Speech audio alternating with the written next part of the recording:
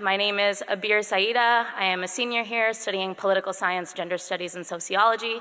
I am also serving as a 2016-2017 undergraduate student body president. I want to thank the government relations team and my polar opposite friend Mike for asking me to speak to you all this morning. I wanted to use this opportunity to candidly tell you all about what I wish everyone understood about being a student at the University of Minnesota. I graduate in May, which means honesty is my power now. And genuinely, at a school like ours, a land-grant institution in the state of Minnesota, the student body trusted me twice to represent their concerns and share their experiences. Some would argue that's a fluke. I look nothing like the U of M. I'm a little brown immigrant girl who didn't like sports, who's never been in Greek life. I don't think in English. I'm a Pell Grant recipient. My parents can help me with FAFSA.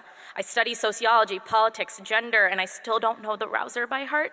I mean, that's not how you would stereotype the University of Minnesota. And there are decision makers in this room and around the state that don't see that as a University of Minnesota. And that's exactly the problem. Because I am the U of M, I am so profoundly and aggressively a member of this Gopher community. I was a girl raised in Minnesota. I kind of initially disdained the state because it was a tundra, and I didn't feel like I fit, and I didn't see a future for myself here. So I applied to schools at every coast and every border, and some across the border, but the U gave me an opportunity to fall in love with this state. It was a big bang for its buck, so it attracted my attention, and I was lured in. I came to campus, and I found my own way of showing my pride, which came in the form of activism on students' issues. I came to campus, and I started paying taxes to the state. And I came to campus, and I found space, community, and opportunity. I began to see a future here. I began to see a career here. I began to envision my life for the first time in the state of Minnesota. And that means that when I graduate in these next short months, I'm not going to leave apathetic. I'm not going to leave a disengaged alum. I won't leave wanting to work in Chicago or DC or California, and definitely not Wisconsin.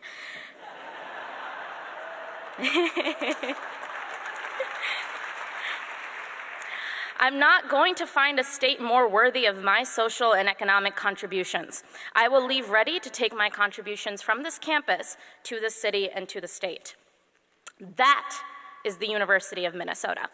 So in my last 2 years in the Minnesota Student Association, our work has reflected a philosophy that every student is worth our time. And as corny and cliched as it sounds, we are the future of this state. We are future lawmakers among us and future designers, food producers, engineers, business leaders, doctors, and teachers. And with that in mind, Minnesota Student Association pursues an idea that every student is worth that investment. So, for example, we fought to increase the investments that the university makes in mental health services by launching a campaign called How Are You?, where we encourage students to have a conversation about mental health and reclaim the phrase, how are you?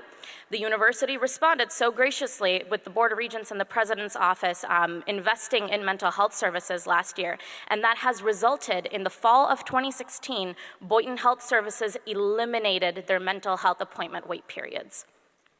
I think that's worthy of applause, yeah. We have also tirelessly pursued civic engagement through initiatives like Vote Big and partnering with Gov Relations on subscribing to TurboVote. So as Mike mentioned, we dominated the Big Ten, destroyed them in voter registration by registering 9,000 students between the first day of classes and the voter registration deadline, which is about a month and a half. Yes. And I think it's pretty arguable that that's one of the reasons why Minnesota consistently has the highest voter turnout in the country. We spent many hours pushing for research and committed restructuring of services for students on campus, such as a complete academic advising overhaul and the revisions to the student services fees process, which is how students have taken charge of maximizing efficiency and output of the dollars that we invest.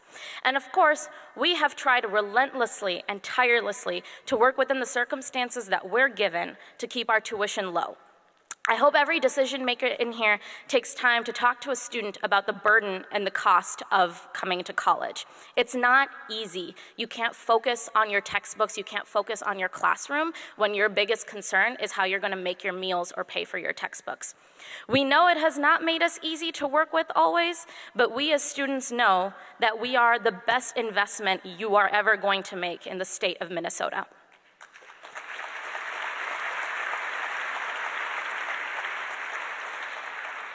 So when decision makers are prioritizing the students as individuals, as diverse individuals, as deserving individuals, the results only benefit us all. The students, the higher ed leaders, and the state gain not just because we're educating the state's workforce, which we are, but because we're creating individuals who feel invested in this cold community.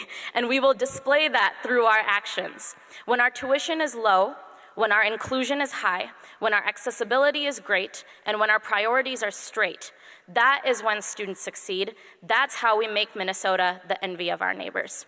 Thank you.